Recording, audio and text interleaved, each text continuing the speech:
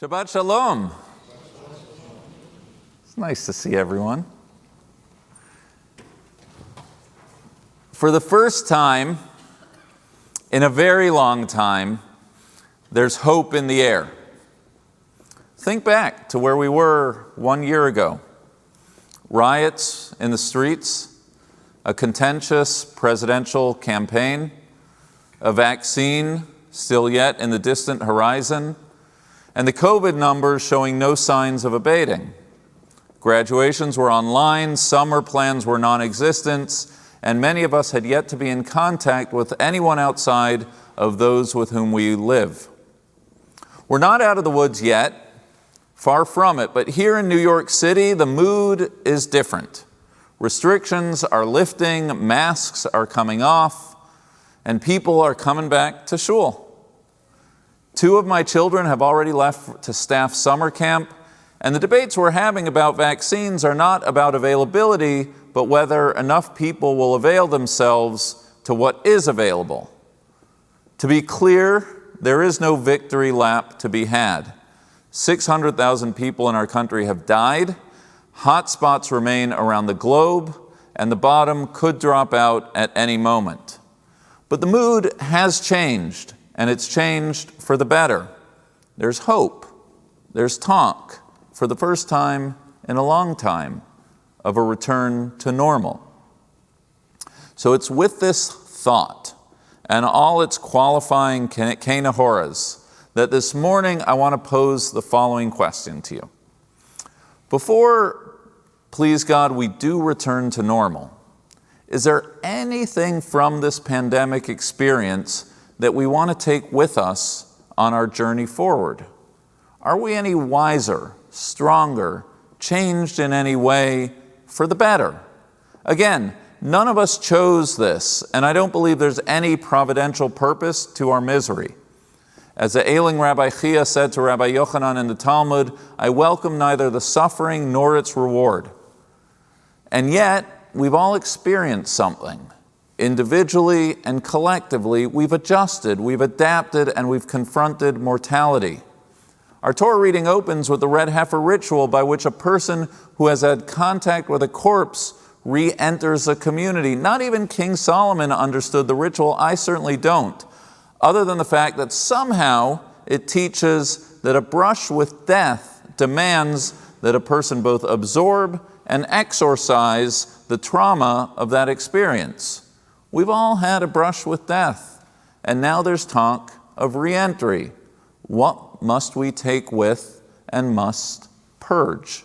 Is there anything we've learned about ourselves that we should take with us when, please God, this chapter of our lives is but a memory? So let's begin with the easy and the fun. We've all learned new skills and new habits. The awkward bro hug has been replaced by the elbow bump. Not a bad outcome if your vocation involves greeting countless people you don't know. We've all become better cooks and better bakers, or in my case, cocktail makers. Who would have thought that I would be really good at having cocktails at 5 p.m., to name but one of many possible hours of the day? We've all become specialists in our favorite Netflix series. Who knew that I could care so much about the royal family and the actors who played them? I will readily debate anyone on who makes a better Queen Elizabeth, Claire Foy or Olivia Colman. How about our clothing? Did you ever imagine that workout apparel could have so many purposes? We take meetings in our gym clothes, eating breakfast with our pets, and the world has not come to an end. There's been something deeply humanizing about this pandemic. It's taught us that we all just put on our sweatpants one leg at a time. We've learned that not every meeting requires a taxi into Midtown, that going for a walk with a person can be better, cheaper, and healthier than a lunch. And we've learned that our children can dance on TikTok with a freedom and rhythm that their parents can only dream of. All of us have picked up a few skills and acquired a bit of wisdom along the way. I have my list, and I imagine you have yours. But the things I really want to talk to you about today are not the things the Pelotons and the puppies purchased, but the more profound and potentially enduring lessons of the pandemic. For the purposes of clarity, I'm going to put them into three baskets, three interconnected categories, which I'll call appreciation, attention, and intention. First, appreciation. In a perfect world, it shouldn't take a pandemic for us to appreciate the blessings of our lives, the precariousness of existence, the realization that we're all just hanging by a thread, and but for many of us, COVID has had that effect. I was speaking to a buddy of mine who shared with me that every morning now he wakes up and tries to name aloud the blessings of his life that he might otherwise take for granted. To be healthy, to have food, a roof over our head, to have the sun rise and set every day. This was the first time in my life, or at least since a vague memory of the gas lines of '79, that I actually thought about scarcity, what we might not have or have access to, and I found myself appreciating more what I do have. To have dinner with my children every night. It was a bonus that I wasn't expecting, like getting an extra ball in a pinball game, something that I hope will pay dividends for the rest of my life. Before COVID, I didn't necessarily call my parents every day, but I do try my best now. Not for everyone, but for many, COVID has brought us closer. Conversations about mortality, kids parenting parents, doing shopping for them, setting up Zooms, scolding them for going out when they should know better. This pandemic has caused us to consider who we choose to be in our bubbles, our family aside from our biological family. We've all been reminded of the importance of community, both because we missed it so desperately and because it's been our lifeline when done virtually. We've discovered that life, even when done in miniature, can still be beautiful. As a rabbi, I'm grateful that this pandemic has democratized the B'nai Mitzvah experience. There is no keeping up with the Steins. What a discovery it is that one's Jewish identity is not actually contingent on the extravagance of the celebration. How terrific it has been to see that kids are just as proud of what they do and parents kvel just as much, even when it's only family and close friends in the room on that special day. It's not just that we appreciate life more now than we did before, it's that we are appreciative of that which matters more than we did before. And that, though we didn't choose it, is not such a bad thing. A sense of appreciation and values clarification that I hope endures long after today. Second, attention.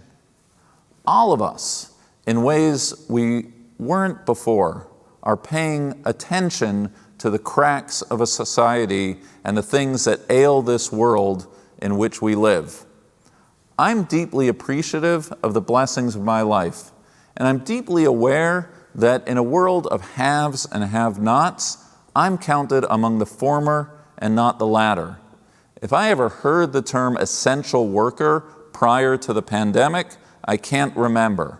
But I know that in the e-commerce world in which we live, I am the one doing the ordering, not the one doing the delivering. So how is it that we call a person essential one day and not take a stand that healthcare is an essential need of every human being? A pandemic that has prompted millions of women to drop out of the workforce should prompt us to sit up and ask ourselves about our shared obligations to provide ample childcare. A pandemic that has shown a spotlight on educational disparities should make itself evident that infrastructure is not just about roads and bridges, but about Wi-Fi access to virtual education. How is it that this pandemic caught us so off guard? Do you remember those photographs of Mount Sinai nurses in trash bags? I do. Yes, the discovery and mass production of an effective vaccine is a spectacular achievement that should be studied. But there have also been spectacular failures to which we must learn from. What must we do now while we're all paying attention to make sure we're ready should this ever, God forbid, happen again? For those paying attention, this pandemic has brought into full relief uncomfortable truths that both preceded the pandemic and are about far more than the pandemic. We all now know that what happens in China doesn't stay in China. It's true of a pandemic, it's true of climate change, immigration, and a whole lot of other global forces that neither know nor care about boundaries and borders. We need a total rethink about how we balance our interests as citizens of our country and of the world. Consider the present debate regarding global vaccine distribution. Were it to be just about a humanitarian imperative, that would be enough. But it's more. It's actually about self-interest. It's about protecting ourselves by way of helping others. As the saying goes, no one is safe until everyone is safe.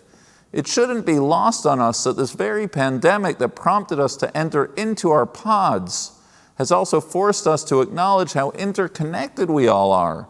No different than wearing a mask or getting vaccinated, this pandemic has taught us a thing or two about our interconnectedness, about how our actions matter for ourselves and for each other, that we're all contributors towards our shared well-being. These truths existed long before COVID, but we're paying attention now in ways perhaps we never did before, and we need to keep doing so long after this moment. All of which brings us to the third and final category, intention. Because if the first effect of this pandemic is to teach us to appreciate what we have, and the second lesson alerts us to the need to pay attention to the cracks of our world, then it strikes me that the enduring lesson of this pandemic is that we commit to live our lives with a newfound intentionality and sense of purpose. We now know that we cannot control the world in which we live, but we can seek to take control of the choices within our sphere of influence.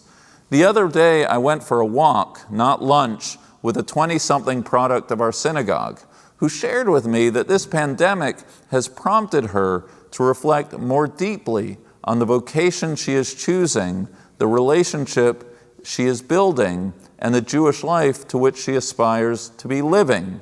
Maybe it's because we realize that life is precious. Maybe it's because we're all coming out of our bubbles, but I can feel it in the air. People are pressing a soft reset on their lives. Sacred cows, apropos of our Torah reading, are being killed. A collective and liberating declaration of who wrote the rules. Institutions are rethinking work-life balance. People are rethinking lifestyle, geography, career, and otherwise. Everybody's a millennial now, challenging received assumptions before jumping back onto the hamster wheel of life.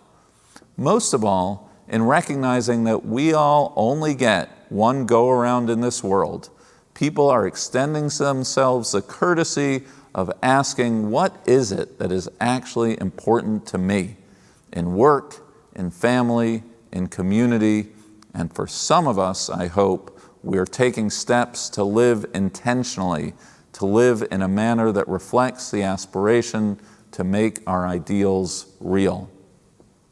I hope and I pray that this pandemic will pass.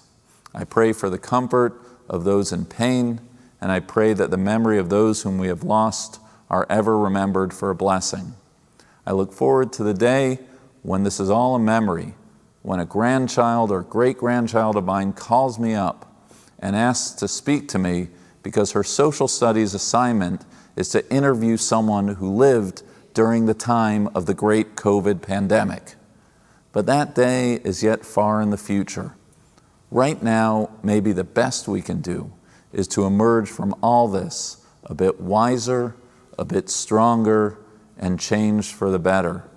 Indeed, I can think of nothing better for you to do as summer begins than to consider how your own values and priorities have been clarified by way of this chapter of our lives. And then, even more importantly, resolve to go from this day forth with a greater appreciation for our blessings, greater attention to our world in need of repair, and a heightened commitment to live intentionally, filling our days with purpose, meaning, and impact. Shabbat Shalom.